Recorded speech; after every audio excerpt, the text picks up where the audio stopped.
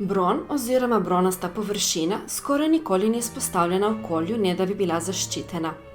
Ponavadi bronasto površino patiniramo s kemikalijami ali jo toplotno obdelamo in kasneje zaščitimo.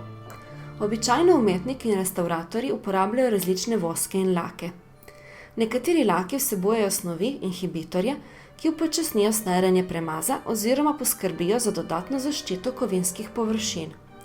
V tem projektu smo razvijali posebne vrste zaščite na osnovi fluoropolimernih premazov, ki imajo zelo dobre lastnosti, kot so hidrofobnost, stabilnost in dobre barierne lastnosti.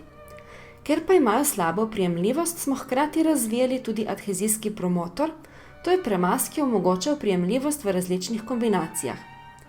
Ko privleko nanesemo na patinirano bronasto površino, moramo njene lastnosti preveriti in določiti učinkovitost zaščite.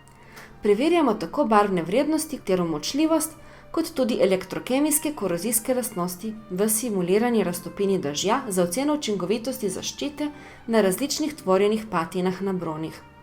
Na ta način smo v okviru projekta razvili vsestranski zaščitni sistem za bron. V naših raziskavah nismo uspeli dokazati, da bi izvorno površina Tartinijevega spomenika bila zaščitena. V nadaljnjih restavratorskih postopkih se bo uporabila tista zaščita, ki bo definirana v konzervatorskem načrtu za obnovo spomenika.